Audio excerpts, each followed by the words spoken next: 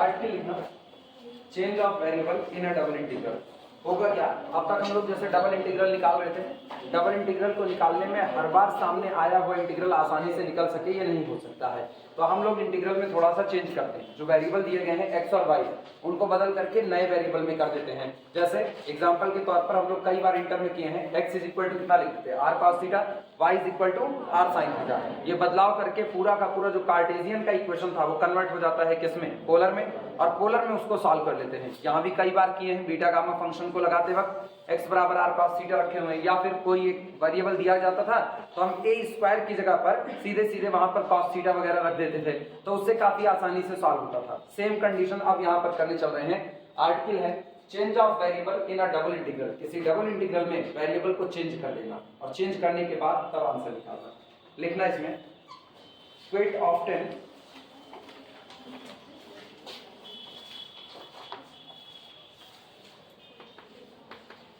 Often, ये often पढ़ा जाता है, ठीक है, लेकिन अपने लोग स्पेलिंग याद करने के लिए ना कुछ भी पढ़ सकते हैं, तो अपने लोग सब सकते।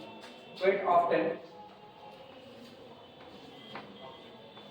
टी साइलेंट होता है, पढ़ा जाता है ऑफन, ठीक है, टी साइलेंट रखते हैं, लेकिन फिर भी स्पेलिंग में दिक्कत ना हो इसलिए क्विट ऑफ्टन पढ़ सकते हो। इसका मतलब होता है अक्सर या प्रायः। Quit often, the evaluation of a double integral, the evaluation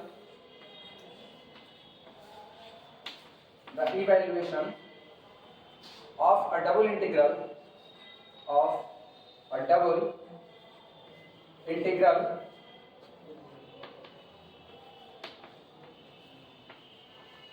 double integral is greatly simplified, is greatly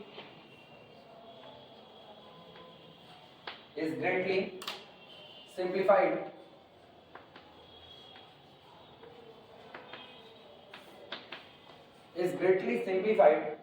by a suitable change of variable, by a suitable change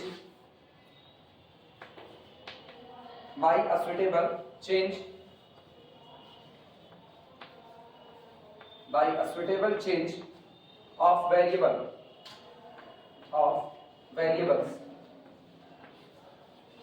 लिखा गया है quit often the evaluation of a double integral. अक्सर ऐसा होता है कि किसी double integral को निकालना, इवैल्यूएशन का मतलब किसी डबल इंटीग्रल को सॉल्व करके फाइंड आउट करना, निकालना। Quit often the evaluation of a double integral is greatly simplified, आप उसको बहुत ज्यादा आसान कर सकते हो, बहुत ज्यादा सिंपल कर सकते हो। कैसे? By a suitable change of variable, इसके दिए गए वेरिएबल में एक उपयुक्त बदलाव करते हुए आप इस दिए गए इंटीग्रल को, जो अभी तक आपके लिए निकालना मुश्किल होता था, उसको आप काफी आसानी से निकाल सकते हो। लाइन चेंज करके लिखना, डबल स्टार बनाना और उसके बाद लिखना, लिखो let x is equal to phi function of u comma v, ठीक, y is equal to phi function of u comma v। माना x और y दोनों फंक्शन है किसके, नए वेरिएबल u के और v के। Let x is equal to phi function of uv, y is equal to phi function of uv, then तब ऐसे मामलों में then double integral over the region capital A function of x y with respect to x and y dx dy is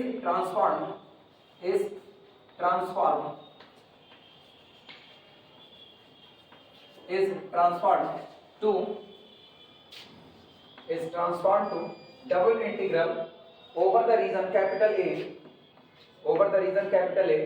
function of x किसका function है, u और v का, phi function of uv, comma y की जगह पर phi function of uv, mod of j dv du dv। तुम लिखो तब समझाते हैं क्या।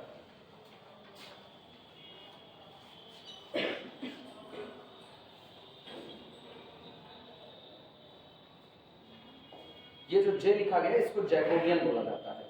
मैथमेटिशियन थे, उन्होंने एक डिटरमिनेंट दिया हुआ था, उन्हीं के सम्मान में उस डिटरमिनेंट को जैकोबियन कहा जाता है। रिप्रेजेंट क्या करता है ये हम बताते हैं, पहले तो ये पूरा लिख लो, समझा देता।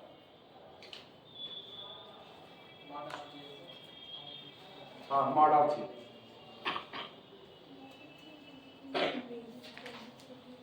पूरा पहले लिख लो तब समझाते हैं।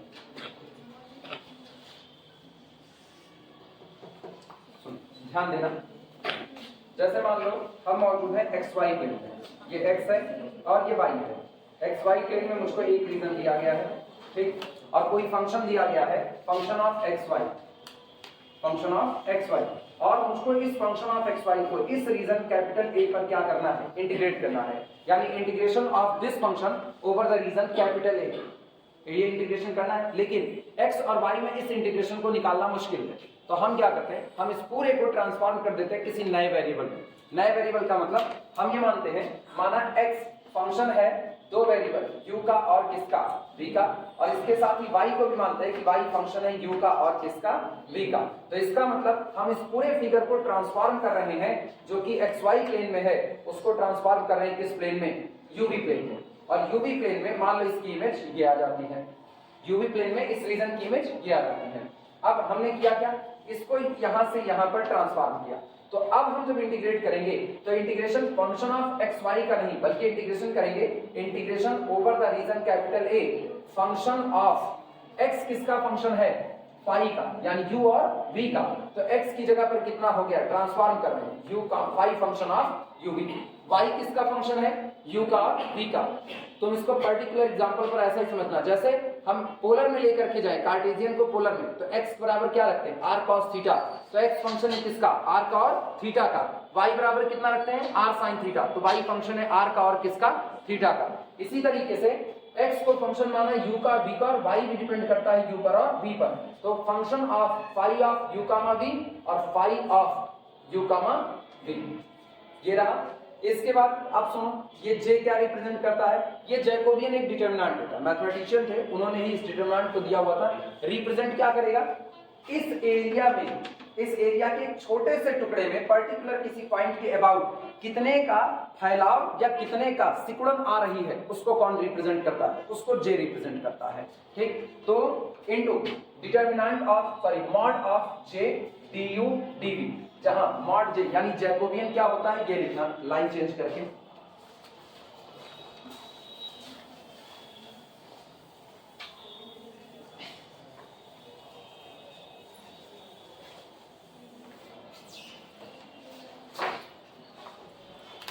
लिखना where j is equal to, where j is equal to, इसको जैकोबियन पढ़ा जाता है, ठीक है, Jacobian of x y with respect to u v पढ़ा ये जाएगा, लेकिन तुम लोग ऐसे याद करना, j is equal to del x y del u v पढ़ा जाता है Jacobian of x y with respect to u v। होता क्या है वो सुनो, this is equal to determinant, ध्यान से सुनना कैसे लिखा जाएगा, डिटरमिनेंट x को छोड़ना मत, पहले del x del u, यानी x का डिफरेंशिएशन u के लिए, लेकिन कैसा, पार्शियली, टोटल नहीं करना है। फिर del x del v, जब x का u के लिए और x का v के लिए खत्म हो गया तो डिटरमिनेंट की पहली रो तैयार। अगला सुनना, del u, sorry, del y del u, और अगला del y del v। ये जो डिटरमिनेंट आता है, यही डिटरमिनेंट आपका क्या रिप्रेजेंट करता है, जैकोबियन रिप्रेजेंट करता है। नोट करो,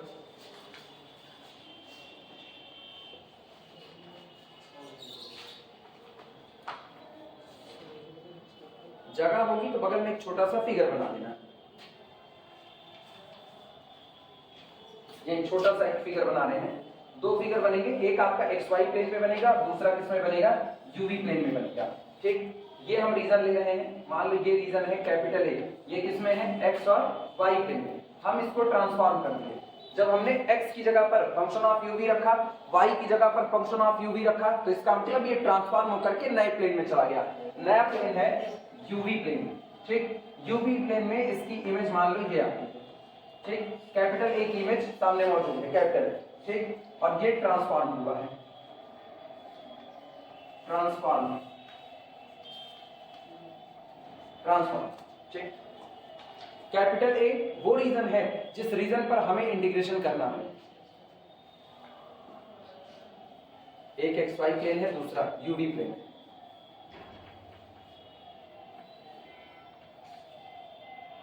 इसे ए डैश भी कर सकते हो, अलग अलग करना हो तो, हम सेम लिख दिए बस ऐसे ही, क्योंकि बहुत ज्यादा खास उसकी जरूरत अपने को नहीं, लिख देना। And capital A is the region in the UV plane, in the UV plane, capital A is the region in the UV plane corresponding to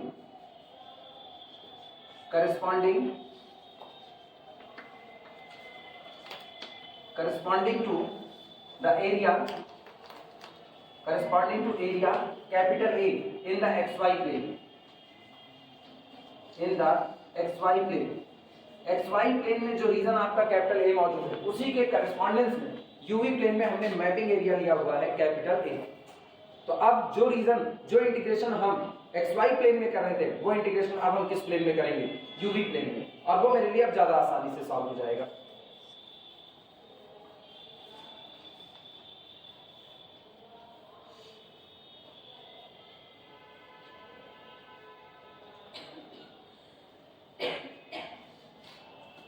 फिर से बता रहे, जैकोबियन जो आपका है वो रिप्रेजेंट करता है, जैकोबियन सिर्फ एक बात रिप्रेजेंट करता है, ये जो आपका रीजन है ड्यूरिंग द मैप इस रीजन के चारों तरफ कितने का आपका फैलाव या कितने की सिकुड़न आएगी उसे कौन रिप्रेजेंट करता है, उसे जे रिप्रेजेंट करता है, जैकोबियन। ठीक, तो double integration over the region capital A function of x y जो आपका था, function of x y dx dy यानी एक्स वाई प्लेन में वो ट्रांसफॉर्म हो जाएगा यूवी प्लेन में double integration over the region A. अगर तुम इसको ए और इसकी इमेज को ए डैश करना तो यहाँ पर रीजन क्या कर देना, ए डैश कर देना। ठीक, लेकिन अगर दोनों तरफ ए लिखो तो कोई दिक्कत नहीं, क्योंकि हमने मेंशन किया है कि हमने दोनों ही रीजन को क्या नाम दिया हुआ है, कैपिटल ए नाम दिया है।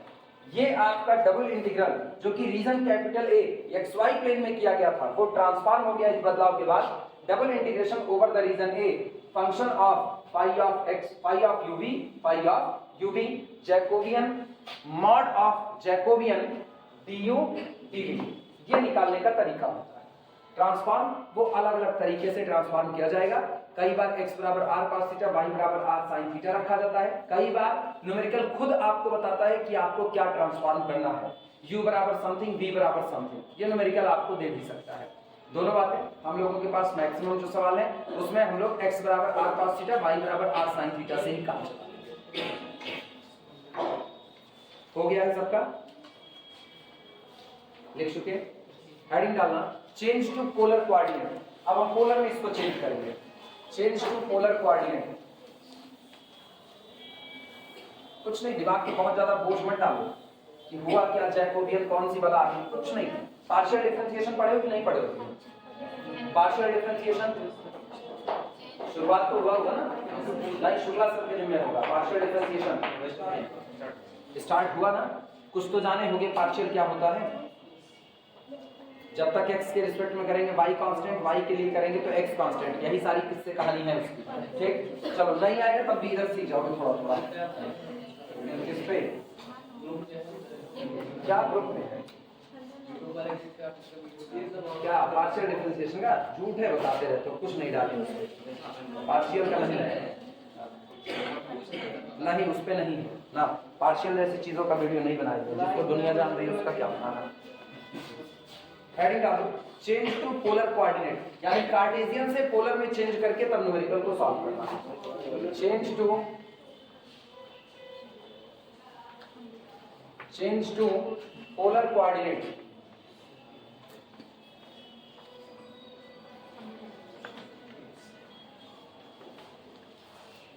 चेंज टू पोलर कोऑर्डिनेट बहुत सिंपल सा चेंज होता है। x की जगह पर कितना रखेंगे, r cos थीटा, y की जगह पर r sin थीटा, लिखना ऐसे सीधे। Since x is equal to होता है r cos theta, y is equal to कितना होता है r sin theta, x is equal to r cos theta, y is equal to r sin theta. So Jacobian j is equal to, अब Jacobian सुनो क्या होगा, 2 minute लिखना बंद करो सारे लोग, लिखना बंद करो, इधर आओ वापस। जैकोबियन देखो क्या होगा, जैकोबियन होगा Jacobian of x y with respect to, वहां मैंने u और v माना था, यहां कौन है r और थीटा, तो with respect to r theta, ये रहा। This is equal to determinant del x del r del x del theta, ठीक, फिर डेल y डेल r और del y del theta. This is equal to, ध्यान देना, determinant del x से del r निकालो, यानी x का differentiation किसके लिए, r के लिए, और वो भी कैसा, पार्शियल करेंगे। तो इसका मतलब जब तक x r के लिए वेरी करेगा, थीटा आपका कैसा बना रहेगा, कांस्टेंट बना रहेगा। तो cos थीटा कांस्टेंट हो गया, cos थीटा बाहर आ गया, ध्यान देना, लिखना मत, केवल देखते रहो। Del x del r is equal to del del r of r cos theta, और मुझको पता है जब तक r के लिए हो रहा है तो थीटा कैसा बना रहेगा, कांस्टेंट। cos थीटा को बाहर निकाल दो क्योंकि कांस्टेंट का डिफरेंशिएशन कुछ नहीं, तो डेल डेल r ऑफ कितने का, r, that is equal to इसका कितना 1, तो बचा केवल कितना, cos थीटा, यानी डेल x डेल r की जगह पर कितना हो जाएगा, cos थीटा हो जाएगा। हाँ या ना। अगला काम सुनो, अगली बार x का डिफरेंशिएशन किसके लिए, sin थीटा के लिए। अब जब x का थीटा के लिए करेंगे तो r कांस्टेंट होगा, r कांस्टेंट, तो r बाहर आया, cos थीटा का डिफरेंशिएशन माइनस sin थीटा, तो यहाँ पर कितना आया, माइनस r sin थीटा, लिखा जा सकता है। अगला काम सुनना, y का डिफरेंशिएशन r के लिए करना है तो थीटा कैसा बना रहेगा, कांस्टेंट, तो y का डिफरेंशिएशन r के लिए करोगे तो sin थीटा बाहर आ गया और r का डिफरेंशिएशन 1 आया, तो यहाँ पर कितना आया, sin थीटा। इसके बाद फिर आज अब की बार y का डिफरेंशिएशन किसके लिए, थीटा के लिए, अब y का थीटा के लिए करोगे तो r कांस्टेंट बाहर, sin का cos का, तो ये कितना हो जाएगा, r cos थीटा, लिखा जा सकता है। और जब इसको सिंप्लीफाई करोगे तो कितना आएगा, r cos square theta minus minus plus r sin square theta, तो r बाहर आया, अंदर में cos square theta plus sin square theta, और बराबर कितना, केवल और केवल कितना। इसका मतलब जब आप पोलर में आ रहे हो तो पोलर में आने के दौरान x बराबर r cos थीटा, y बराबर r sin थीटा, आपके जैकोबियन j को कितना देगा, केवल और केवल r देगा। क्लियर हुआ। तो जो इंटीग्रल यहाँ पर किया, जब हम पोलर में कन्वर्ट कर रहे होंगे तो हर बार यहाँ जहाँ जैकोबियन j लिख रहे हैं, sorry determinant mod of Jacobian j लिख रहे हैं, वहां पर क्या लिख देंगे, मॉड ऑफ r लिख देंगे। क्लियर हुआ, नोट करो पहले इतना, यहाँ तक नोट करो तब आगे चलो।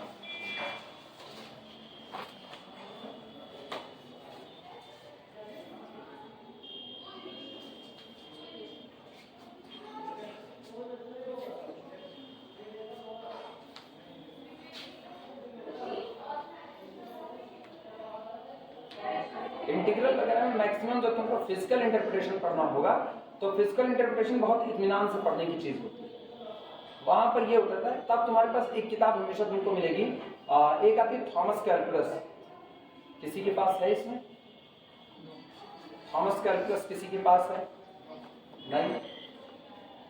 इन फ्यूचर जब टाइम मिले, मैथ में और ज्यादा इंटरेस्टेड हो ना, तो थॉमस कैलकुलस, वहां तुमको इसके सबके फिजिकल इंटरप्रिटेशन मिलेंगे। वहां तुमको हर एक बात, डबल इंटीग्रल क्या रिप्रेजेंट करता है, ठीक, ट्रिपल इंटीग्रल क्या रिप्रेजेंट करता है, ये सब कुछ तुमको उसमें बाकायदा लिखा मिलेगा। एक हम पीडीएफ तुम लोगों को सेंड किए हुए थे जब डबल इंटीग्रल की शुरुआत किए थे, याद आया? सिंगल इंटीग्रल के लिए क्या कहा गया था, सिंगल इंटीग्रल के लिए फिजिकल इंटरप्रिटेशन क्या कहे थे, लिखाए हुए हैं। सिंगल इंटीग्रेशन क्या रिप्रेजेंट करता है,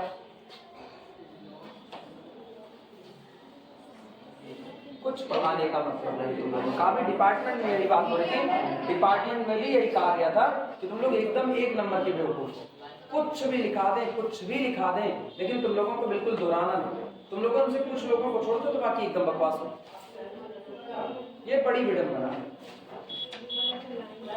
डिपार्टमेंट में भी बात हो रही थी तो हम यही कहे, हम सिंपल सा खाली लोगों को सवाल दिए हुए थे, ऊपर का ऊपर डिफरेंशिएशन, नीचे का नीचे डिफरेंशिएशन, और उसके बाद इन लोगों की कंडीशन ये थी कि मैक्सिमम इसमें 1/x स्क्वायर में एलसीएम कितना आएगा उसको x क्यूब लेकर के बैठे हुए। और मेरी सबकी क्लास में तुम्हारी यही कंडीशन है, सबकी क्लास में सब यही कह रहे थे कि बस कुछ लोगों को छोड़ दो, और वो कुछ लोग भी, लड़कों में खाली उंगली पर गिने हुए 2-3 लोग और लड़कियों में कुछ लोग, और खाली एक रीजन है बस, ना पढ़ने। ये सब कुछ हो रहा है केवल ना पढ़ने की वजह से, छाप रहे हो बस, छापने से कोई भला वाला होने वाला नहीं। लिखाए हुए हैं, बाकायदा पीडीएफ भेजे हुए हैं, पीडीएफ में बाकायदा कलर, मतलब हम खोज करके कलर पीडीएफ निकाले कि तुमको कलर पीडीएफ दें कि उससे समझ में आ जाए तुमको। मैक्सिमम लोग तो उसको देखे भी नहीं होंगे ग्रुप में, पढ़ाने कोई मतलब नहीं है, खाली बस हम भी बांच रहे हैं, तुम भी लिख रहे हो, छाप रहे हो, इतने हैं। चलो जाने दो। कुछ नहीं रिप्रेजेंट करता ना। इंटीग्रल होता है, निकाला जाता है, इंटीग्रेट कर लेते हैं x के रिस्पेक्ट में, y के रिस्पेक्ट में, u के रिस्पेक्ट में, v के रिस्पेक्ट में। अब यही जानो डबल, यही जानो डबल। मेरे को कोई ज्योमेट्रिकल इंटरप्रिटेशन लिखाने की जरूरत नहीं, जब तुमको पहले शुरुआत का 2 नहीं लिखे हुए हो और लिखे हुए हो याद नहीं किए हो, कोई जरूरत नहीं और ज्यादा जानने की। लिखते रहो, इसे छापते रहो, छापने वाले में तो बेहतर ही होती हो। Therefore, सुनो, कन्वर्ट किया मैंने, पोलर में चेंज कर रहे हैं, कार्टेशियन को पोलर में जा रहे हैं। x की जगह कितना रखा, r cos थीटा, y की जगह r sin थीटा।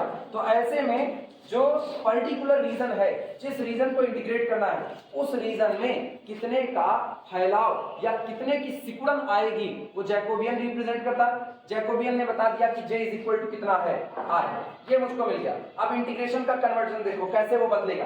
तो इसका मतलब integration over the region capital A of the function of, या ओवर द रीजन R कर देते हैं, over the region capital R function of x y dx dy, ये आपका बदल जाएगा किसमें, integration over the region R dash, दूसरी तरफ लेकर के जाना है तो दूसरी तरफ रीजन क्या ले लिए, R डैश, यानी R रीजन की मैपिंग किस पर हो गई है, R डैश पर हो गई है। तो ये हो जाएगा फंक्शन ऑफ x बराबर कितना रखे हो, r cos थीटा, तो function of r cos theta, और y की जगह पर कितना, r sin थीटा, ये हो गया r sin थीटा।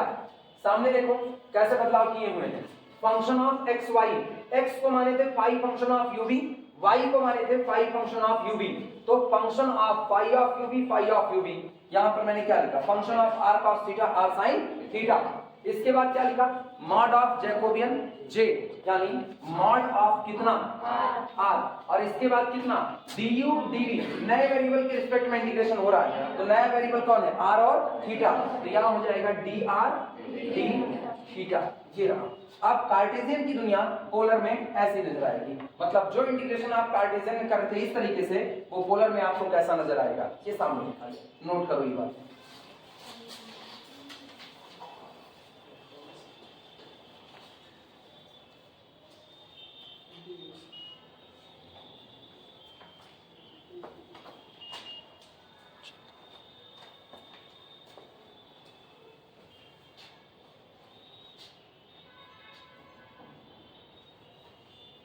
ये अलग थी, ये अलग।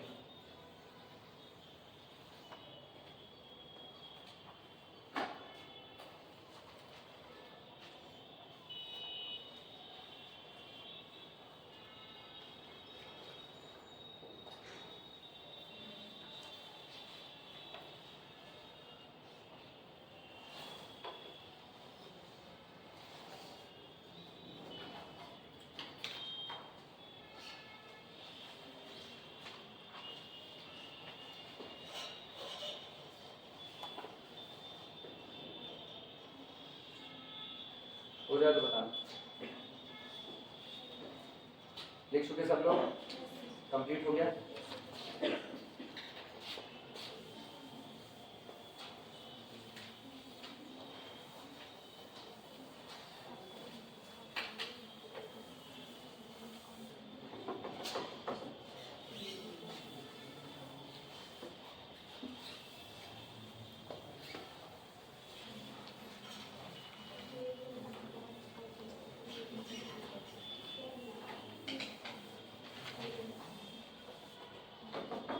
लिखना, दैट इज, अर्थात कुल काम क्या करना होगा, जब हमको कार्टेशियन में दिया जाएगा और कार्टेशियन से पोलर में जा रहे होंगे, तो हमें काम जो करना पड़ेगा वो हम लिख रहे हैं, कह सकते हो वर्किंग रूल है। दैट इज, अर्थात रिप्लेस, सबसे पहले बदलाव कीजिए, replace small x by r cos theta. सबसे पहला काम हम ये करेंगे, अगर मुझको इंटीग्रेशन को पोलर में ले जाकर के सॉल्व करना हो, तो जहां जहां x है उसकी जगह क्या रख देंगे, r cos थीटा। दूसरा देखना, y की जगह पर y by r sin theta. दूसरा काम हम ये करेंगे कि जहां जहां पर y है उसकी जगह पर क्या कर देंगे, r sin थीटा रख देंगे। इसके बाद अगला काम सुनो, एंड जहां पर dx dy है इसको रिप्लेस कर देंगे, dx dy by r dr d theta. dx dy को हटा करके उसकी जगह क्या रख देंगे, r dr d थीटा, जहां r पता है क्या है, r mod of Jacobian j है, जिसको अभी अभी हम लोगों ने निकाला हुआ है। किस पे, r लेंथ वो पॉजिटिव रहेगी तो मॉड लगाओ चाहे ना लगाओ, कोई फर्क नहीं पड़ता उसको, ठीक। लेंथ कभी नेगेटिव नहीं होती, तो अगर आर हम निकाल रहे हैं तो आर क्या रिप्रेजेंट करेगा, लेंथ को, लेंथ हमेशा पॉजिटिव रहेगी। डबल स्टार करके लिखना, लिखो equation of circle, equation of circle, equation of circle x square plus y square is equal to a square in polar form, in polar form, in polar form is, कुछ note type का है कि जब आप numerical लगाओ तो आपको maximum circle से डील करना पड़ेगा। तो सर्किल के बारे में बता रहे हैं कि अगर आपको सर्किल दी जाए x square plus y square is equal to a square, तो पोलर में इसका इक्वेशन क्या होगा, सेम सेम। हम x की जगह पर कितना रख देंगे, r cos थीटा, y की जगह पर r sin थीटा। तो ये बताओ यहाँ क्या बना, r square cos square theta plus r square sin square theta, r square को बाहर किए cos square plus sin square 1, तो सर्किल का इक्वेशन क्या ट्रांसफॉर्म हुआ, r square is equal to a square. Clear हुआ? तो यही लिख रहे हैं equation of circle x square plus y square is equal to a square in polar form is, ये लिखा जाएगा r square is equal to a square, लेकिन उसको ये लिखने की कोई जरूरत नहीं है। अगर हम दोनों साइड से स्क्वायर को खत्म भी करें तो आर इज इक्वल टू कितना होगा, ए होगा। नोट करो। तो पोलर में अगर कोई सर्किल का इक्वेशन कहे, कौन सी सर्किल का, ये x square plus y square is equal to a square, ऐसी सर्किल जिसका सेंटर कौन है, ओरिजिन, और जिसकी रेडियस कितनी है ए, उसका पोलर में इक्वेशन केवल और केवल लिखा जाएगा आर इज इक्वल टू कितना, ए। यही आपके पोलर में सर्किल का इक्वेशन है। नोट करो, ये कुछ नोट टाइप की चीजें हैं जिनको हम डबल स्टार करके लिखा देंगे और न्यूमेरिकल को लगाने में इनका इस्तेमाल करेंगे।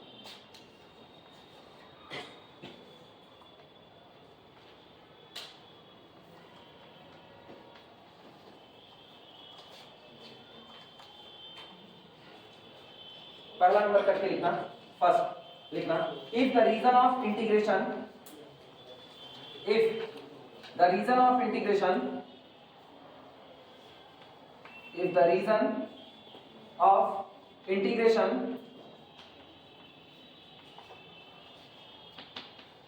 if the reason of integration is the whole circle, is the whole circle, if the reason of integration is the whole circle, then अगर आपसे कोई कहे कि आप इंटीग्रेट कीजिए और जो आपको रीजन है वो पूरा का पूरा सर्किल दिया जाए, पूरी सर्किल अगर दी जाए तब ध्यान देना। जैसे सर्किल हम यहां पर ड्रॉ कर रहे हैं,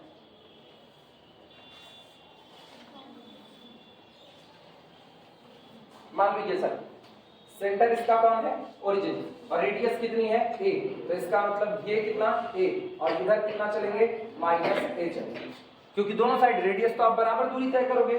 ठीक, अब सामने वाले ने कहा कि आप इंटीग्रेट कीजिए और इंटीग्रेशन करने के दौरान आप इस पूरे एरिया को कवर करेंगे, पूरे एरिया को। तो गौर करो r कितना बदलेगा, रेडियस r कितना बनेगी। सबसे पहले शुरुआत कहां से होगी, 0 से।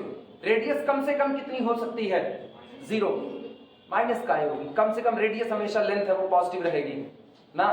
तो ये आओ मतलब को, इसीलिए हम हर चीज बहुत साफ सुथरी बता रहे हैं। आर लेंथ है, रेडियस वेक्टर, रेडियस वेक्टर कहां से स्टार्ट होता है, बोलो। पिछली क्लास का भूले होगे तो आज निश्चित तौर पे आज तुम्हारी शामत आ जाएगी। बोलो रेडियस वेक्टर कहां से शुरू होता है, पहले मेरे को रेडियस वेक्टर बताओ क्या होता है।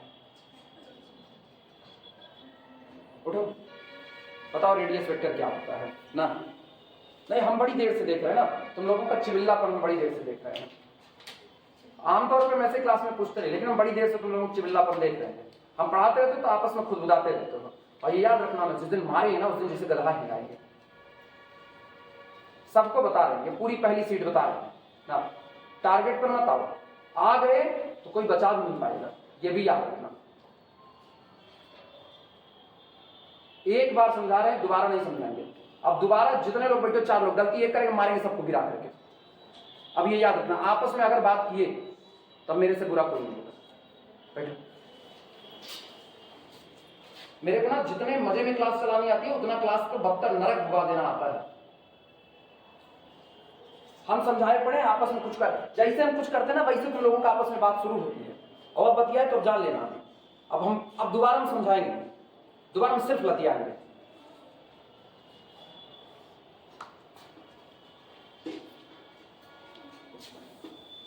पता है मुझको, सोचे कि वो कुकुर चाटता है। जब हम बहुत हंसी मजाक करके बात कर लेते ना तो मेरी खोपड़ी चढ़ करके नाचोगे।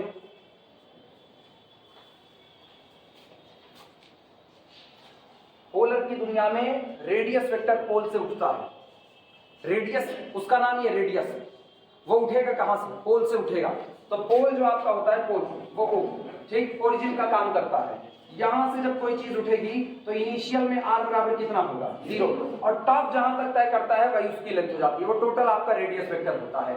और अगर ये पूरा घूम रहा है इस पर, तो जितने एंगल घूमेगा, जैसे मान लो ये लाइन घूमते हुए यहां तक पहुंच गई, तो इस लाइन की लेंथ अगर किसी ने कह दी कि इस लाइन की लेंथ कितनी है, स्मॉल a है, तो अगर लाइन की लेंथ a है और ये कितना एंगल घूमा, मान लो ये π/3 एंगल घूम गया, π/3 घुमा, तो इस पॉइंट का जो पोलर कोऑर्डिनेट होगा वो कितना होगा? r इसका रेडियस वेक्टर कितना? a, और इसके बाद यहाँ कितना? π/3। इसका मतलब इस पॉइंट को कोई भी बता सकता है कि ये पॉइंट ओरिजिन से कितनी डिस्टेंस पर मौजूद होगा? a दूरी पर मौजूद होगा। और पोल से कितने का एंगल, इनिशियल लाइन इसको बोलते हैं, इसे नाम दिया जाता है इनिशियल लाइन। ये नाम देते हैं इनिशियल लाइन। जो आपका ये पॉइंट होता है इसको हम क्या कहते हैं? पोल। ये काम करता है किसका? ओरिजिन का। कार्टेशियन में अगर याद करो तो कार्टेशियन में हम लोग क्या कहते हैं? कार्टेशियन में मेरे पास किसी भी पॉइंट की पोजीशन को बताने के लिए दो लाइनें होती हैं परपेंडिकुलर, और दोनों एक दूसरे को लंबवत काट रही होती हैं परपेंडिकुलर पर। ये जहां कट कर रही होती है ये आपका कौन होता है? ओरिजिन होता है। ठीक, ये आपका ओरिजिन होता है। एक जो आपकी हॉरिजॉन्टल लाइन होती है इसको हम क्या कहते हैं? एक्स एक्सिस कहते हैं, और इसे क्या कहते हैं? वर्टिकल लाइन को वाई एक्सिस कहते हैं। अब अगर किसी की पोजीशन इस प्लेन में बतानी है तो हम क्या कहते हैं? एक्स पर चली गई दूरी और फिर वाई के डायरेक्शन पे ऊपर चली गई दूरी, ये इसका कोऑर्डिनेट बनता है एक्स, वाई। लेकिन अगर पोलर की बात करें तो पोलर का कोऑर्डिनेट कौन होता है? आर और थीटा। पोलर में आपके पास केवल और केवल दो चीजें होती हैं, यहाँ एक एक्स एक्सिस, दूसरा वाई एक्सिस, दो परपेंडिकुलर लाइन होती है। पोलर में आपके पास एक इनिशियल लाइन होती है, प्रारंभिक रेखा, और दूसरा वो लाइन जहां से शुरू होती है वो ओरिजिन का काम करता है, उसको हम लोग पोल कहते हैं।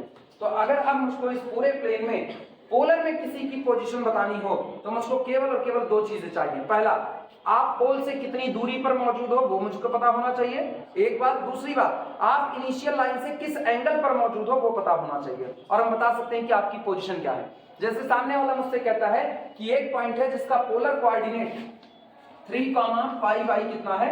2, 3, π/2। तो इसका मतलब है कि पोल से उसकी दूरी कितनी यूनिट रही होगी? 3 यूनिट, और इनिशियल लाइन से उसका एंगल कितना रहा होगा? π/2 रहा होगा। तो ये मेरे पास कौन सी लाइन है? Initial line. ठीक, इससे π/2 एंगल 90 डिग्री का एंगल ठीक परपेंडिकुलर की लाइन होगी कि नहीं होगी?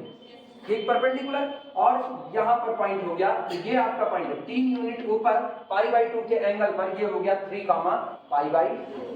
कब? जब हमने एंगल को किधर नापा? Anti clockwise. एंटी क्लॉकवाइज नापने पर आपका एंगल हमेशा कैसा? घड़ी के चलने की उल्टी दिशा, एंटी क्लॉकवाइज, उधर एंगल हमेशा कैसा लिया जाता है? पॉजिटिव। और अगर आप क्लॉकवाइज नापे, जिस डायरेक्शन में आपकी घड़ी चलती है, तो वो एंगल कैसा होगा? नेगेटिव। तो अगर सामने वाला अब मुझसे कहे कि जरा मेरे को ये वाला पॉइंट बताओ, तब हम किधर चले आएंगे? 3 यूनिट नीचे की तरफ, क्योंकि अब एंगल इधर से नाप रहे हैं, तो ये कौन होगा? -π/2 होगा। तो पोलर में अगर आपको किसी पॉइंट का कोऑर्डिनेट बताना है तो आपको दो चीजें चाहिए। पहला, पोल से उसकी दूरी कितनी है, और दूसरा, इनिशियल लाइन से उसका एंगल कितना है, किस एंगल पर वो मौजूद है। इतने से हम पोलर कोऑर्डिनेट बता सकते हैं। अब ध्यान आओ वापस सर्किल पर।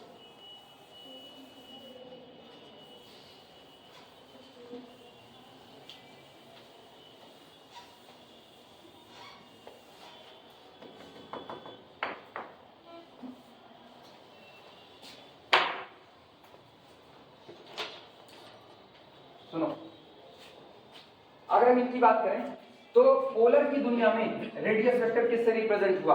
r से रिप्रेजेंट हुआ। ये पॉइंट आपके लिए किसका काम करता है? पोल का काम करता है। अगर ये पोल का काम करता है तो रेडियस वेक्टर की मिनिमम लेंथ जो होगी, मिनिमम, ये चले ही ना यहीं पोल पर बैठा रहे। अगर यहीं पोल पर बैठा रहेगा तो इसकी दूरी रेडियस वेक्टर r बराबर कितनी हो जाएगी? 0। पोल आपका ओरिजिन है, पोल आपका ओरिजिन है, वहां से पॉइंट चला ही नहीं, वहीं पर बैठा हुआ है, तो इसका मतलब r बराबर कितना हो गया? 0। लेकिन मेरे पास रेडियस कितनी दी गई है? रेडियस कितनी दी गई है? स्मॉल a दी गई है। ये r इज इक्वल टू कितना a। जब r is equal to a दी गई तो इसका मतलब ये यहां तक दूरी चला होगा, ये डिस्टेंस कितनी है आपकी a है। तो यानी रेडियस वेक्टर का जो वेरिएशन हुआ वो कहां से कहां तक हुआ, हम साफ सुथरा बोल रहे, रेडियस वेक्टर का वेरिएशन कहां से कहां तक हुआ। तो रेडियस वेक्टर उठा r बराबर 0 से और टॉप कहां तक चढ़ा, r is equal to a पर। माइनस a वो नहीं गया, रेडियस कभी नेगेटिव नहीं होती, वो तो बता रहा है केवल कि आप दोनों तरफ पोल के जा रहे हो, केवल इतना ही। तो इसका मतलब r आपका जो होगा greater than r equal to 0 but less than r equal to कितना होगा, a होगा। ये तो आपका हुआ r की लिमिट 0 से लेकर के कहां तक, a तक। सवाल उठा आप पोलर में हो तो पोलर में एक लिमिट r की और दूसरी लिमिट किसकी, थीटा की।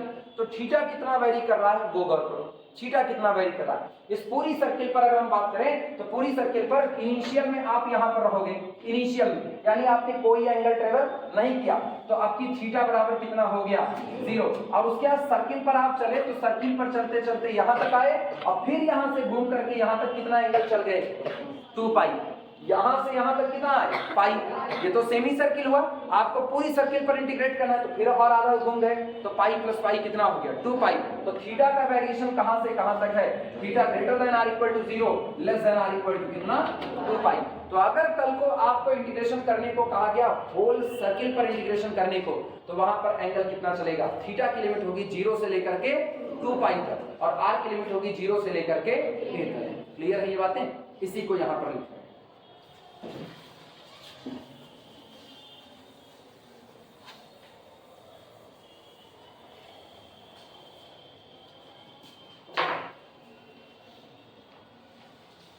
If the region of integration is the whole circle, then radius r greater than r equal to 0 but less than r equal to a। Radius vector का variation 0 से किसके बीच में होगा, a के बीच में होगा। एंड थीटा जो आपका होगा, theta greater than r equal to 0 less than r equal to 2 pi. Circle पर एंगल बदलेगा 0 से लेकर के कहां तक, 2 पाई तक। ये तब हुआ जब आपको इंटीग्रेशन कंप्लीट सर्किल पर करना है, तब सेमी सर्किल पर करना हो आधे पर, तब के लिए लिखना। सेकंड पॉइंट, सेकंड लिखो, if the region of integration, if the region of, if the region of integration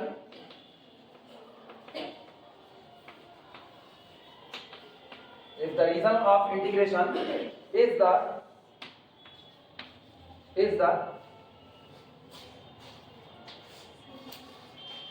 एक काम करते हैं, अगर हम पूरे आधे पर करें, ध्यान देना आधे पर बताओ तो हम फर्स्ट क्वाड्रेंट में लिखें। अगर हम केवल और केवल हाफ सर्किल पर इंटीग्रेट करें तो हाफ सर्किल पर मुझको बताओ रेडियस वेक्टर का वेरिएशन कहां से कहां तक होगा, 0 से लेकर के a तक होगा। क्लियर है। और थीटा कहां से कहां वेरी करेगा, 0 से लेकर के कहां तक, पाई तक। अच्छा अब ये बताओ, अगर मैंने इसको मिटा दिया, यानी हम केवल और केवल पॉजिटिव क्वाड्रेंट की बात कर रहे हैं, बस केवल पॉजिटिव क्वाड्रेंट, तो बताओ r का वेरिएशन कहां से कहां तक, 0 से a तक r का, और थीटा का वेरिएशन 0 से लेकर के पाई बाई 2 तक होगा। क्लियर है, लिखना इसी बात को बोल दे रहे हैं। If the region of integration is the positive quadrant, is the positive quadrant, if the region of integration is the positive quadrant, अगर आप केवल पॉजिटिव क्वाड्रेंट में ही इंटीग्रेट करो तब के लिए, ठीक, then r के लिए लिखना r greater than r equal to, then r greater than r equal to 0 less than r equal to a, and theta greater than r equal to 0 but less than r equal to pi by 2।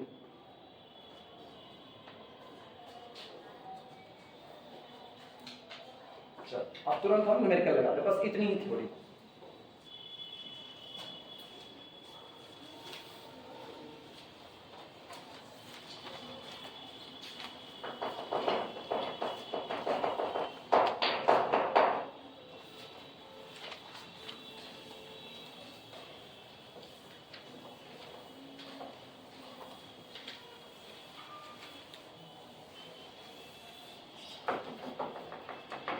सुबह से student के ऊपर खोपड़ी सटकी पड़ी, सुबह से ये condition बनी हुई, और उसमें 4 बजे तक मेरी क्लास है, 4 बजे तक कौन हत्थे चढ़ जाएगा उसका एकदम बेकार काम होगा। इसीलिए हम नहीं चाहते, हम खुद ही टोक रहे हैं। अब हम मारने वारने वाली कंडीशन में नहीं जाना चाहते हैं। दौर चला गया जब हम पीट देते थे बिना मतलब का जाने समझे, तब हम पूछते नहीं, इतनी देर तो हम समझाइए नहीं करते ना, हम बड़ी देर से देख रहे हैं, हम इधर लिखते हैं, तुम लोग कुछ कुछ बतियाना चालू करते हो। ये हरकतें छोड़ दो ना, ये छोड़ दो। जिस दिन खोपड़ी खराब लगी, अब ना समझाए, उस दिन झेल जाओगे, फिर तुमको गणित से डर लगने लगे, क्योंकि बैठे हुए नहीं क्लास में। एक बार मार खाने के बाद फिर ना बहुत हिम्मती लोग होते हैं जो दोबारा क्लास में बैठ पाते हैं। हिम्मती ऐसा ना कि जान जाए कि बस ठीक है, कोई नहीं, मार दिए, गलती की थी, मार दिए। बाकी सब ये नाक यहाँ ऊंची करके रखते हैं ना, अरे हमको मार कैसे दिए, अब या तो हम बदला लेंगे या तो हम प्लस 1 नहीं बैठेंगे। अब दोनों नहीं कर सकते, दोनों नहीं हो सकता, ना तो बदला ले सकते हो और ना तो हम चाह लिए तो क्लास से भाग सकते हो, फिर तो बैठाएंगे। चाहने की बात है। इसीलिए सुबह खोपड़ी सटकी पड़ी है, छोटा छोटा सवाल दे रहे हैं, छोटे छोटे सवाल में फंसते जा रहे। आज सुबह की कंडीशन है, हम टेस्ट लिए सुबह और हम सीधे सीधे बोल दिए ना, जो एक थ्योरम तुमको खूब अच्छे से याद हो, एक थ्योरम जो खूब अच्छे से याद हो, बोर्ड पर 4 न्यूमेरिकल लिखे, 4 में से कह रहे 3 को ही कर लो, 4 में से 3 को ही कर लो।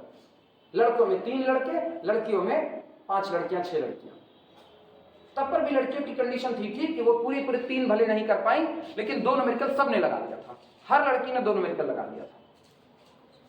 लड़के में केवल वही 2 और 3 लड़के थे जिनके हाथ चलते थे, बाकी सारे इत्मीनान से बैठे हुए थे, सब इत्मीनान से बैठे हुए थे।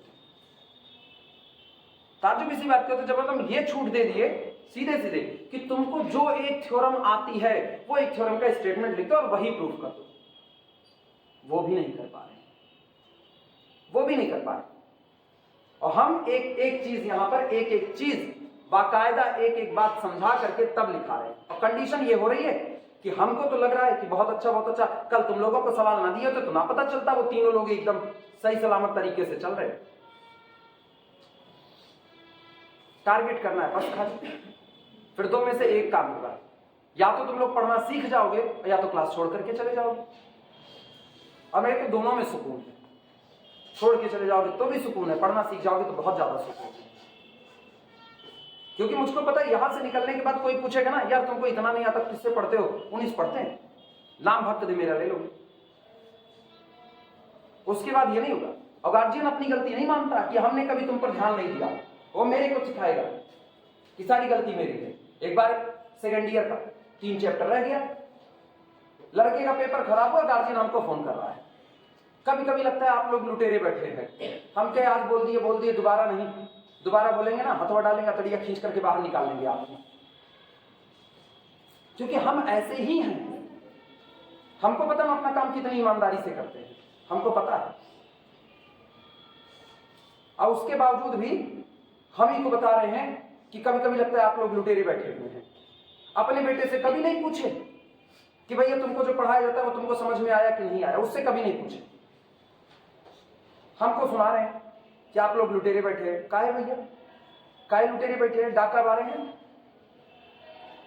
उनसे हम इतने सवाल पूछे, हम कहे असला लेकर के तुम्हारे घर के सामने खड़े, कहा तुमको लूटने के लिए कि डकैत बैठे हैं?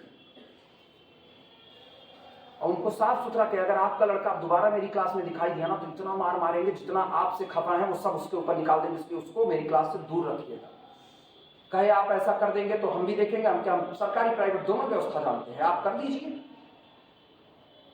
लड़का आया नहीं कि हम उसकी शामत लाए नहीं, क्योंकि गलती उसकी है। पेपर आया है, पेपर हम बाकायदा लेकर के बैठे हुए, बाकायदा अगर उसने सही सलामत पढ़ा था ना, एक क्वेश्चन कहीं से छूटने लायक नहीं। वो 2 चैप्टर के जो सवाल छूटे हुए थे ना, वो 2 चैप्टर के सवाल और करके आए हुए थे, और तुम वो 2 नहीं लगा पाए। फेल होने के नंबर तुम्हारे लग रहे हैं, पढ़ाया मैंने सब है, और उसके बाद भी सुनने को मुझे ही मिल रहा है, क्योंकि तुम तो जाकर के बताए होंगे कि 2 चैप्टर तो नहीं खत्म कर पाए थे। हम क्या करें, नहीं तो हम तो तीर मारे होते। पढ़ा करके हम पगला रहे हैं। दूसरे लोग होंगे जो ये सब कुछ बर्दाश्त करते हैं, हम बिल्कुल नहीं करते। मुझको एक क्लास चाहिए, well defined collection of object. एक ऑब्जेक्ट इधर उधर हुआ नहीं ना, हम छटनी कर देंगे। मेरे को क्लास बनानी आती है खूब अच्छे से। हम उस परिपाटी में चलवे नहीं करते हैं जिस परिपाटी में ये कहा जाता है टीचर को बड़ा सभ्य होना चाहिए। नहीं, बिल्कुल नहीं होना चाहिए। मेरे को बचपन से सिखाया गया, सबसे पहले वही पेड़ गिराया जाता है जंगल में जो एकदम सीधा खड़ा होता है। बचपन से हम सुनते आए, बलिदान न सिंहों का होते सुना, केचुए बलिवेदी चढ़ाएंगे। वो बाकायदा ना हम लोग किताब में नीचे लाइन लिखी जाती है, पता नहीं कौन सी किताब थी, वो भूल गए। किताब कौन सी थी वो भूल गए, लेकिन मेरे को वो लाइनें सारी याद है ना। बलिदान न सिंहों का होते सुना, केचुए कटिए में फंसाए गए। मछली पकड़ने के लिए केचुआ उठाया जाता है, उठा करके कटिए में फंसा देते हैं। इसलिए हमको पता है क्लास बचानी कैसे है। तो दोबारा हम आज बहुत इत्मीनान समझा रहे, दोबारा हम ये कुछ ना सुने ना। दोबारा जब भी बैठना पड़े सही सलामत तरीके से बैठना और पढ़ने के लिए ही बैठना। अदरवाइज वो दरवाजा खुला है, पीछे वाला बंद है, ये भी बंद है, इससे निकल सकते।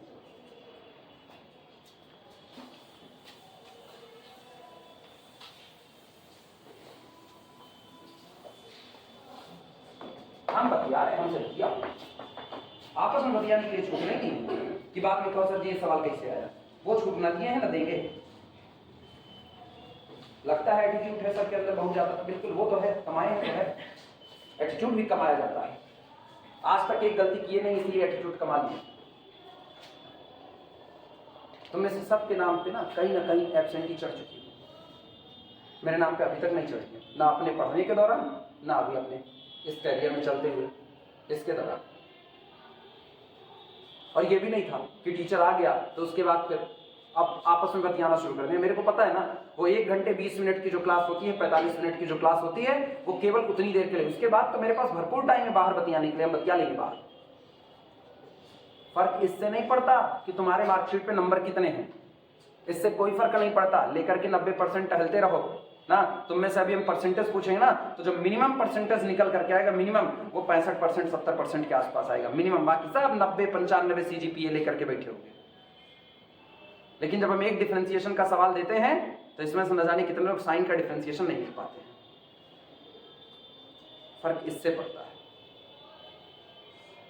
जितनी जल्दी सीख जाओ इस बात को उतना अच्छा है, वरना गलत तरीके से सिखाना पड़ेगा तो बहुत गलत है। तो हम भी मान रहे हैं गलत है, लेकिन उसको करना पड़ेगा, हम करेंगे। Problem evaluate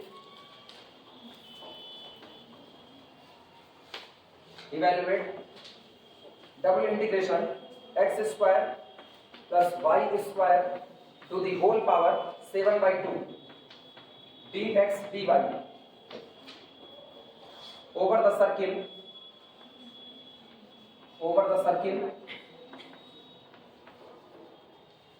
x square plus y square is equal to 1। सामने इंटीग्रेशन लिखा गया है, double integration x square plus y square to the whole power 7/2 dx dy, और इसे इंटीग्रेट करना है सर्किल पर। सर्किल दी गई है x square plus y square is equal to 1। Changing x की जगह पर कितना r cos थीटा, y की जगह पर r sin थीटा लिखना।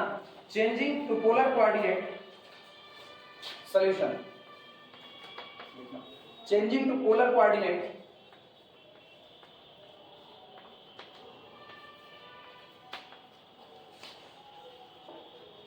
changing to polar coordinate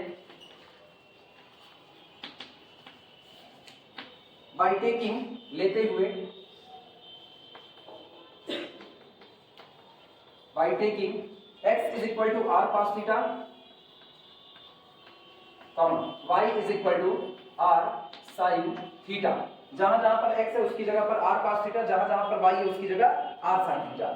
सवाल उठता है कि अब रेडियस वेक्टर जो आपका आ रहा है r और ये थीटा, इसकी लिमिट क्या, ये कहां से कहां तक बदलते हैं लिखना। when r varies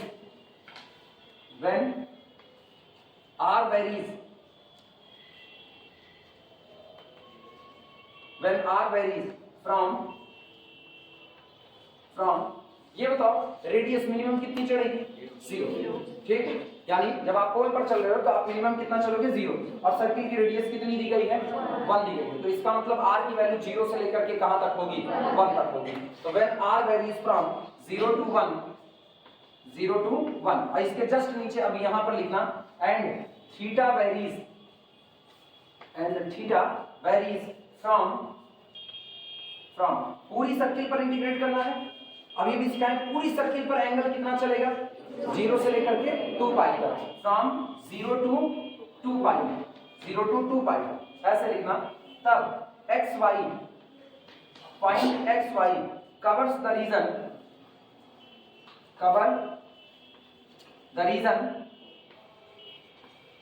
reason x square plus y square is equal to 1, sorry less than r equal to 1, less than r equal to 1। कहा जा रहा है कि जब आपका r 0 से लेकर के कहां तक वेरी करेगा 1 तक, और थीटा 0 से लेकर के कहां तक 2 पाई तक, तब आपका ये जो पॉइंट एक्स वाई है ये हर पूरे के पूरे उस रीजन को कवर कर लेगा जिसके लिए x square plus y square less than r equal to कितना है 1 है। समझो इस बात को।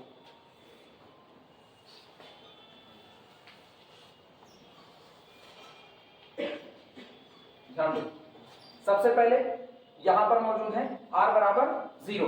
जब r बराबर 0 है और r बराबर 0 से कहां तक आए हैं 1 तक आए हुए हैं, तो r 0 से लेकर के 1 तक, और थीटा इज इक्वल टू 0 से लेकर के थीटा इज इक्वल टू कितने तक 2 पाई, यानी स्टार्टिंग और एंडिंग दोनों पॉइंट आपका कैसा हो गया है सेम हो गया। तो गौर करना, अगर हम ट्रेवल करें तो r 0 से 1 तक ये पूरी पट्टी होगी कि नहीं होगी, यानी यहाँ r बराबर 0, यहाँ r बराबर 1/2, यहाँ r बराबर 1, इसके बीच में 0 से 1 के बीच में सारी वैल्यू। ठीक, अब ये पूरा ट्रेवल कर रहा है, तो जब ये पूरा ट्रेवल कर रहा है तो गौर करो ये पूरा अंदर का हिस्सा भी, अब हम इसको ऐसे चला रहे हैं, देखना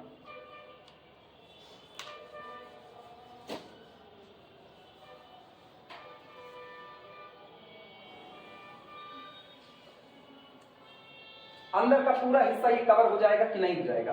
तो इसका मतलब जब r वैरी कर रहा होगा 0 से लेकर के 1 तक और थीटा 0 से लेकर के 2 पाई तक, तो पॉइंट एक्स वाई जो आपका रहा होगा वो पूरे उस रीजन को कवर कर लेगा जो रीजन है x square plus y square less than r equal to 1, 1 के बराबर भी और 1 से कम भी। 1 से कम का मतलब कौन सा, ये अंदर वाला रीजन, और इक्वल टू 1 का मतलब कौन सा, ये बाउंड्री वाला रीजन, यानी कि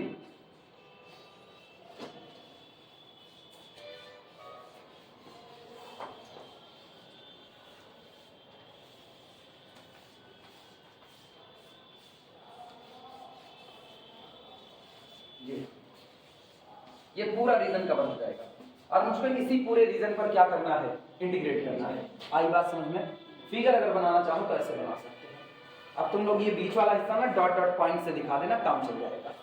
ठीक, तो यहाँ पर है r इज इक्वल टू 0 से लेकर के कहां तक 1 तक।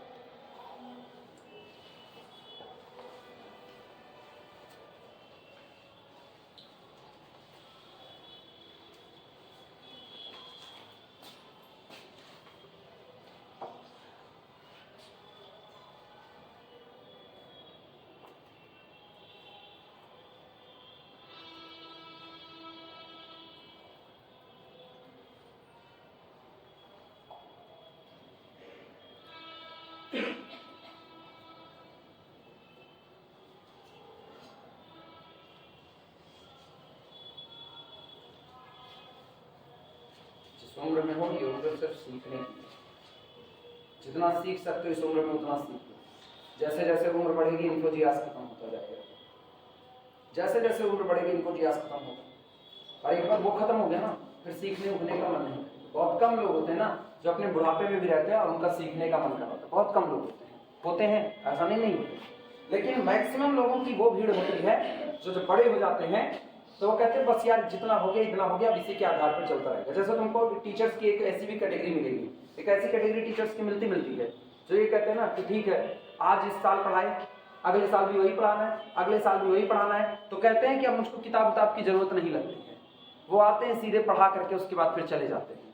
ठीक है, आपका एक्सपीरियंस है, आपको किताब की जरूरत नहीं है, आपको किताब की जरूरत नहीं है, लेकिन क्या जितना आप जानते हो उतनी ही दुनिया है, उससे भी ऊपर दुनिया है। आप संतुष्ट हो चुके हो, उतना पढ़ा करके आप ऐसे संतुष्ट हो चुके हो कि बस इससे ज्यादा ना हम पढ़ाएंगे ना इससे ज्यादा पढ़ेंगे, इतने में काम चल जाएगा। तो वो एकदम सिकुड़ करके रह जाते हैं, वो इससे ज्यादा नहीं सीख सकते हैं, वो उसी परिपाटी को दोहराते रहते हैं। और जब कोई नया सवाल सामने आता है तो वो पढ़ना चालू करते हैं, लेकिन अब तो मन भी दब चुका है ना, अब मन भी दब चुका है, अब वो नहीं पढ़ सकते। तब कहते ना आपका बचपन नहीं मरना चाहिए, बचपन मर गया तो फिर सीखने वाली मामला एकदम ठंडा पड़ चुका है, अब आप सीखोगे नहीं। अब आपको भी पता है यार इससे ऊपर तो क्वेश्चन बनेगा नहीं, और इससे ऊपर क्वेश्चन बनेगा नहीं तो ठीक है हम संतुष्ट है, इससे ज्यादा हम पढ़ाएंगे भी नहीं, बात खत्म हो गई। ये करके किसी का भला वाला नहीं हुआ और तुम्हारा भी नहीं होगा। इसीलिए अभी उम्र है सीखने की, जितना सीख सकते हो उतना सीखो, लेकिन उसके बीच में दिमाग एकदम ठंडा होना चाहिए। भड़का हुआ दिमाग ना कभी कुछ सीख नहीं सकता। ये याद रखना, बर्तन में कुछ भी रखना है तो बर्तन को खाली होना चाहिए। बर्तन में कुछ भी रखना है, बर्तन खाली होना चाहिए, तभी कुछ रख सकते हो। हाथ में कुछ पकड़ना है तो मुट्ठी खाली होनी चाहिए। ये सिर्फ किताब की लिखी बातें नहीं है, ये ट्रू फैक्ट है। भरी हुई मुट्ठी में कुछ और नहीं रख सकते हो। लेकिन ये भी याद रखना, अगर तुमको किसी को भी ये लगे ना कि बस अब तो सीख गए, इससे ज्यादा और क्या हो सकता है, तो किसी भरे बर्तन में भी हमेशा कुछ ना कुछ रखने की जगह होती है, हमेशा। इसके लिए बचपन में एक कहानी पढ़ाई जाती थी। पता नहीं नैतिक शिक्षा की सबसे ज्यादा जरूरत आज पड़ती है, वो उधर ही छूट गया है। बचपन में एक कहानी पढ़ाई जाती थी ना, तुम लोग नहीं सुने होगे, हम बता दे रहे कहानी क्या है। सिकंदर को जान ही रहे हो ना, सिकंदर जान रहे, ठीक, कोई लड़का नहीं गली नुक्कड़ का ना, सिकंदर महान जो थे, उन्हीं की बात की जा रही है। वो आए यहाँ भारत में जीतते चले गए हर जगह पर। उसके बाद उनका मतलब ये था, यूनान का विज्ञान आगे चल रहा था। कहा गया यूनान का विज्ञान बहुत आगे चल रहा है, उतना विज्ञान कहीं और का आगे नहीं चल रहा है। तो उसके बाद फिर वो क्या किए, मक्खन का एक कटोरा लिए और मक्खन से भरा हुआ पूरा का पूरा कटोरा पहुंचा दिया, पूरा पहुंचा दिया। दूसरी तरफ से भारत में जो विद्वान लोग बैठे हुए थे, इन्होंने खाली सुइयां उठाई, उसी मक्खन के कटोरे में चुभो दी और वापस भेज दिया। और देख करके हंसते हैं तो यही कहते हैं, मैंने तो ये सोचा था यूनान विज्ञान से परिपूर्ण है, इसको और किसी की जरूरत नहीं, सुइयां चुभो करके बता दिया हर भरी हुई चीज में भी किसी और की जगह। अब इतने के बाद अब सोच लो कि मतलब जितना अभी जान रहे हो इससे भी ज्यादा के रास्ते हैं, इससे भी ज्यादा के रास्ते हैं। अभी तो कुछ नहीं जान रहे, हम तो कुछ सिखा भी नहीं रहे, रियलिटी हम कुछ नहीं सिखा रहे। कभी थॉमस कैलकुलस वगैरह उठाओगे, लाइफ सेवर कैलकुलस चढ़ाओगे तो तुमको पता चलेगा ना, ये मल्टीपल इंटीग्रल जो यहाँ पढ़ रहे हो इसका एक्चुअल में तो एप्लीकेशन वहां होगा। यहाँ तो बस खाली इंट्रो चल रहा है, क्योंकि सेमेस्टर वाइज में वही बचा हुआ है। यही ईयरली होता ना तो हम तुमको हर एक चीज का बाकायदा करके दिखाते, लेकिन अभी सेमेस्टर है, अब हम और ज्यादा इसको लेकर के जाए तो कोई मतलब बन नहीं, पूछना इनको है नहीं, ये अलग ढर्रे पर चल रहे हैं, तो इससे ज्यादा हम ले भी नहीं जा रहे। लेकिन इतना भी नहीं सीखोगे तो वो बेकार था। वैल्यू पुट करो, बोलो कितना आएगा। ये इंटीग्रेशन बदलेगा। Dear fourth integration, double integral किस रीजन पर इंटीग्रेट करना है, किस रीजन पर, सर्किल पर। और सर्किल क्या है, x square plus y square less than r equal to 1। एक फंक्शन ऑफ, फंक्शन मेरा कौन है, x square plus y square to the whole power 7/2 dx dy, और इसको ट्रांसफॉर्म करें, ये बन जाएगा डबल इंटीग्रेशन। एक लिमिट किसकी होगी, r की, और दूसरी लिमिट किसकी होगी, थीटा की। तो r की लिमिट लगाओ, r की लिमिट है 0 से लेकर के कहां तक, 1 तक, और फिर थीटा की लिमिट है 0 से लेकर के कितना, 2 पाई। हाँ या ना, एक लिमिट r की, दूसरी किसकी, थीटा की। और चेंजिंग देखो, चेंजिंग कर रहे हैं तो ये बताओ x बराबर कितना रखे हो, y बराबर यहाँ रखो तो r square cos square theta plus r square sine square theta, r square बाहर, साइन स्क्वायर कॉस स्क्वायर का जोड़ 1, तो ये बना r square to the whole power 7 upon कितना 2 लिख सकते हैं। और d r d theta, sorry d x d y की जगह कितना, आर डी थीटा लिखा जा सकता है कि नहीं, नोट करो।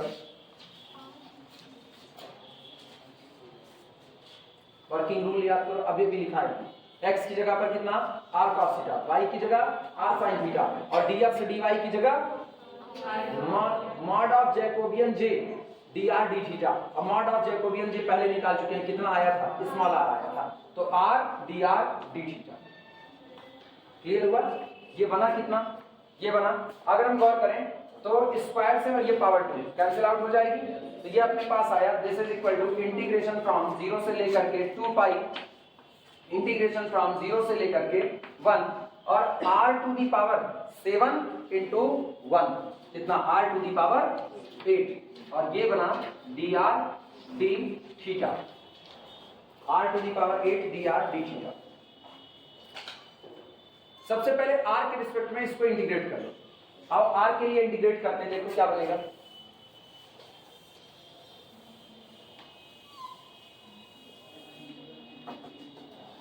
ये आएगा, this is equal to integration from 0 से लेकर के कितना 2 पाई, हम r के लिए इंटीग्रेट करने जा रहे हैं, इंटीग्रेशन फ्रॉम 0 से लेकर के 1 r टू दी पावर 8 कितना dr, और बाहर कौन इंतजार करेगा, d theta. This is equal to integration from 0 से लेकर के 2 पाई, लिमिट बोलो कितना होगा, r to the power 9 upon 9 आया ना, लिमिट है 0 से लेकर के कितना 1, बाहर कौन रहा, d थीटा। ये बताओ सोच करके, जब अपर लिमिट 1 रखोगे तो 1/9 बना, हाँ या ना, और लोअर लिमिट की वजह से 0 बना, तो केवल और केवल बचा 1/9, यानी this is equal to integration from 0 से लेकर के 2 पाई 1/9 और साथ में कितना d थीटा। क्या 1/9 कांस्टेंट कॉमन कर सकते हैं? 1/9 बाहर आया, इंटीग्रेट करने पर कितना आया? थीटा। लिमिट 0 से लेकर के कितना? 2 पाई। हाँ या ना, बस केवल अपर लिमिट 2 पाई रखो तो कितना आएगा? 2/9 pi. This is equal to 2 पाई/9 आंसर।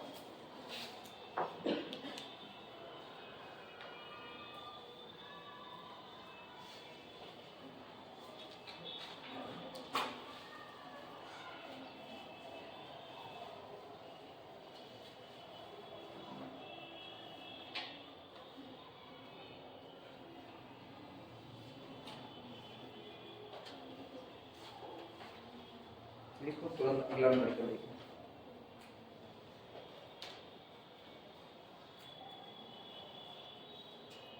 अब 3 क्लास रहेगी, ठीक? जो लोग नहीं जानते वो लोग जाने रखें ना। अब जो क्लास होगी वो बुधवार, बृहस्पतिवार, शुक्रवार 3 क्लास रहेगी इंटीग्रल की, ठीक? तो तीनों क्लास और कॉपी ये सारे मौजूद होने चाहिए। तीनों क्लास में तुम चाहिए और तुम्हारी कॉपी चाहिए। दोबारा कॉपी मैच करना। आज के लिए अटेंडेंस चलाओ तुम लोग।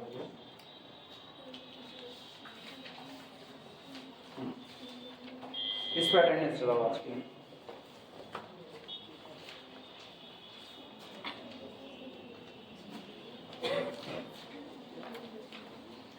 हो गया सबका ये?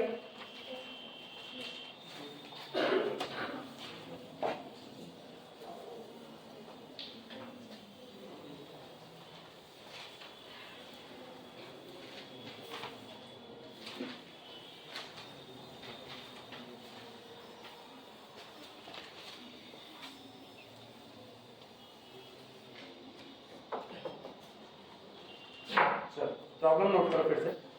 इवैल्यूएट डबल इंटीग्रल, प्रॉब्लम है इवैल्यूएट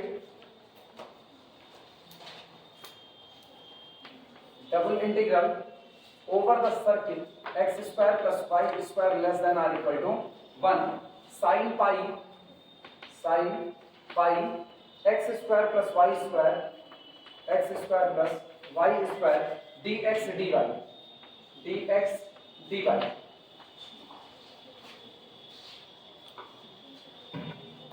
ठीक, ये साइन पाई इंटू नहीं है, ये पूरा है एक साथ, sine pi x square plus y square.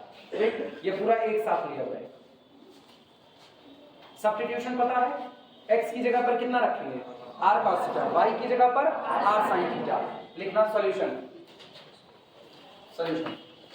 Take x is equal to r cos theta, y is equal to r sin theta. तो ये अपने आप को क्या देगा? दिस इंप्लाइज दैट, ये हम लोगों को देगा mod of Jacobian j is equal to कितना? r।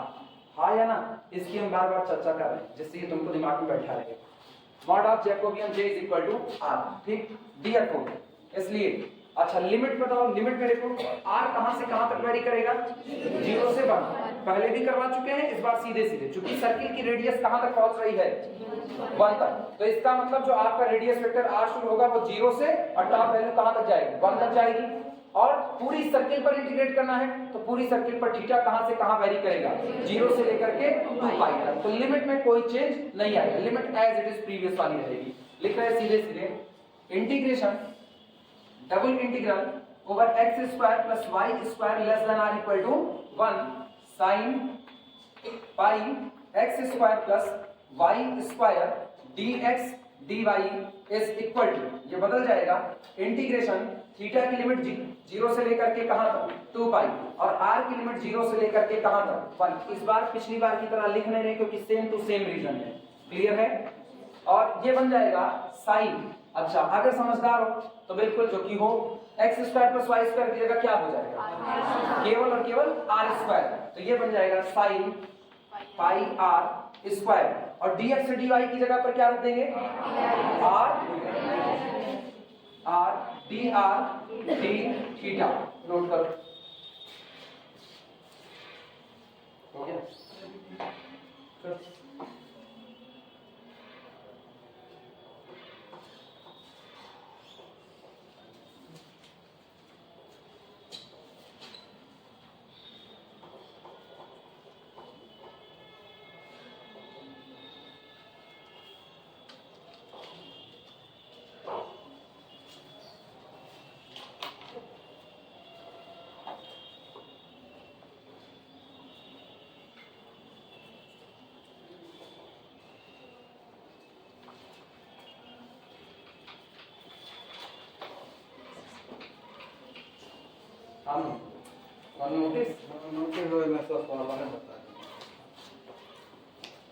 एतद्वारा छात्र छात्राओं को सूचित किया जाता है कि कल दिनांक 9/12/2022 को दैनिक जागरण के तत्वाधान में सुरक्षित यातायात की शपथ का महाअभियान पूर्वाह्न 10:30 सीताकुंड घाट पर होना सुनिश्चित हुआ है।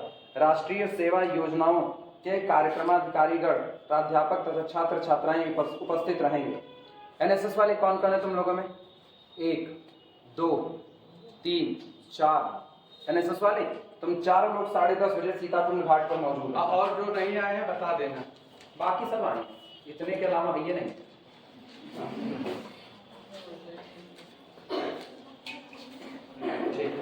अटेंडेंस चलाओ इधर से, सबसे पीछे।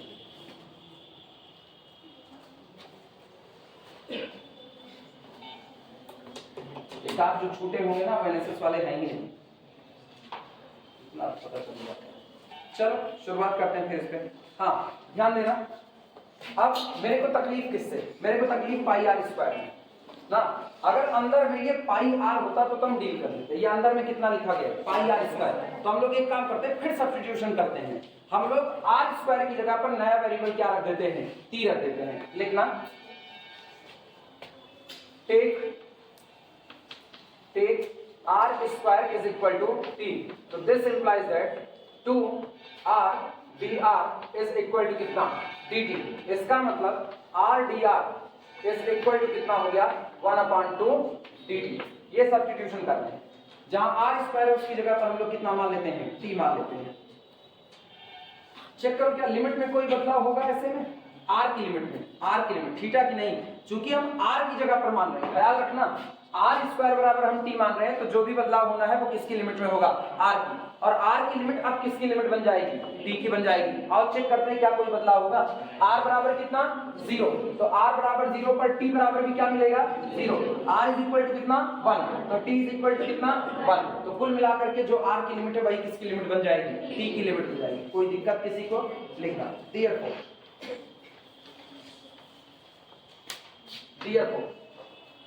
Integral over the region x square plus y square less than r equal to 1, इसको लिख रहे हैं sine pi x square plus y square dx dy equal to, ये आपका बदल चुका है, इंटीग्रेशन फ्रॉम 0 से लेकर के कितना?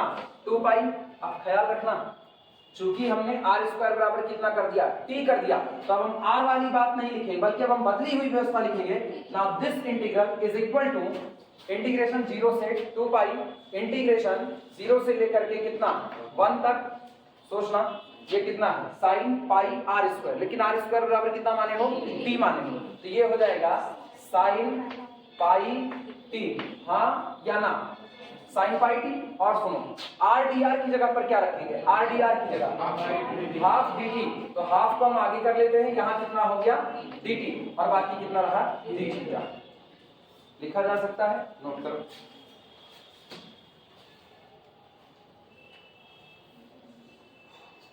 सबसे पहला काम टी के रिस्पेक्ट में इंटीग्रेट कर डालते हैं। दिस इज इक्वल टू 1/2 को हमने बाहर निकाल लिया, इंटीग्रेशन फ्रॉम 0 से लेकर के कितना? 2 पाई, ब्रैकेट के अंदर में इंटीग्रेशन फ्रॉम 0 से लेकर के 1 साइन पाई टी, ठीक, डी टी, और बाहर कौन इंतजार करेगा? D theta. टी के लिए पहले इंटीग्रेट करते हैं। This is equal to 1/2 integration from 0 से लेकर के कितना? 2 पाई। ये बताओ साइन पाई टी का इंटीग्रेशन 1/पाई और साइन का इंटीग्रेशन माइनस कॉस आया ना। साइन का डिफरेंशिएशन कितना, साइन का डिफरेंशिएशन कितना, साइन का डिफरेंशिएशन कितना, कॉस, कॉस का डिफरेंशिएशन कितना, माइनस साइन, तो साइन का इंटीग्रेशन कितना, माइनस कॉस। ये समझ पाते हो कि नहीं? Differentiation is the reverse process of integration, integration is the reverse process of differentiation. तो जब हम ये कह रहे हैं कि अगर हम कॉस को डिफरेंशिएट करें तो क्या मिलता है, माइनस साइन। उल्टा पढ़ो अब, उल्टा, अगर हम माइनस कॉस को डिफरेंशिएट करें, किसको, माइनस कॉस को डिफरेंशिएट करें तो क्या मिलता है, साइन। तो अगर हम साइन को इंटीग्रेट करें तो क्या मिलेगा, माइनस कॉस मिलेगा, हाँ या ना। तो इसका मतलब आप इसका इंटीग्रेट करोगे तो कितना आएगा, -1/पाई कॉस पाई टी, हाँ या ना। तो हम इसको लिख रहे हैं -1/पाई कॉस पाई टी लिखा जा सकता है। और लिमिट कहां से कहां तक चढ़ेगी, लिमिट चढ़ेगी 0 से लेकर के कहां तक, 1, और बाहर कौन इंतजार करेगा, डी थीटा। लेकिन ये तो कांस्टेंट है, -1/पाई कांस्टेंट है, तो इसको बाहर खींच लो, ये बन जाएगा this is equal to -1/2 pi integration from 0 से लेकर के कितने तक, 2 पाई। रखो भैया लिमिट, अपर लिमिट cos पाई 1 यानी cos पाई की वैल्यू cos पाई -1, हम चेक नहीं करेंगे, हम रख देंगे, इसलिए सही सही बताना। cos पाई कितना, -1, तो चलो इसका हो गया -1। और लोअर लिमिट रखो, लोअर लिमिट, अरे t बराबर 0 तो cos 0 कितना, 1, तो -1, यही सोच लो, सही है। हाँ। ध्यान ही नहीं देते कुछ भी, सुनो कुछ नहीं, इधर सुनो, अरे इधर जाओ। हमने एक माइनस को बाहर निकाल लिया, ठीक, तो ये तो हो गया -1/2 पाई। अब अंदर में जो बचा केवल उतने का हाल देखना। कई लोगों की शक्ल हम देख रहे थे, कई लोग एकदम कंफ्यूज थे आखिर हो क्या रहा है। अंदर में जो बच रहा है उसको हम लिख रहे हैं, अंदर मेरे पास बचा cos पाई टी, ध्यान देना cos पाई टी, और लिमिट कहां से कहां तक जा रही है, 0 से लेकर के 1। तो पहले अपर लिमिट रखो, तो अपर लिमिट पर ये कितना बन जाएगा, cos पाई, आया ना, और फिर माइनस ये कितना हो जाएगा, cos 0, लिख सकते हैं कि नहीं। अब ये बताओ cos पाई की वैल्यू सारे लोग सहमत हो -1 आ रही है, जिनको नहीं समझ में आ रहा था, जिनकी शक्लें बन रही थी वो सुने। cos पाई की वैल्यू कितनी, -1, इधर cos 0 की वैल्यू कितनी, 1, आगे का कौन, -1, कितना बना, -2। तो इसका मतलब क्या, हम यहाँ पर -2 डी थीटा लिख सकते हैं कि नहीं लिख सकते, बोलना, -2 डी थीटा, हाँ या ना। और -2 को जब तुम बाहर करोगे तो माइनस माइनस प्लस, इस 2 से ये 2 कैंसिल आउट हुआ, तो बना 1/पाई इंटीग्रेशन 0 से 2 पाई डी थीटा। लिख दो, जिनको दिक्कत होती है ये लिख लेना।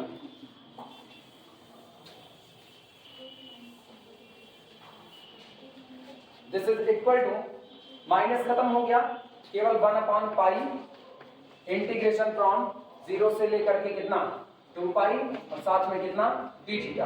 बोलो 1/पाई इंटीग्रेट करोगे तो कितना, थीटा, लिमिट 0 से लेकर के कितना, 2 pi. This is equal to upper limit 2 pi, 1/पाई into 2 pi, that is equal to 2।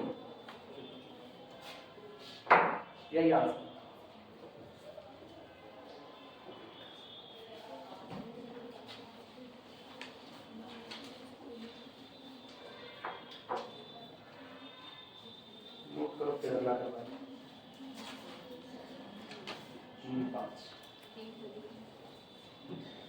एक काम करो, इसी पर रोको ना, इसके बाद अब एमएससी की क्लास है, कोई सवाल उठाएंगे तो हो नहीं पाएगा, एमएससी की क्लास लग जाएगी, इसी पर इसको रोक लो, बाकी बातें फिर करेंगे, कल भी क्लास अपनी है। अटेंडेंस कहाँ तक पहुंचा, अटेंडेंस बिना दिए मत जाना, फटाफट चलाओ अटेंडेंस, आगे बढ़ाओ, कोई उठेगा नहीं, अभी सब अपनी जगह पर बैठे रहो,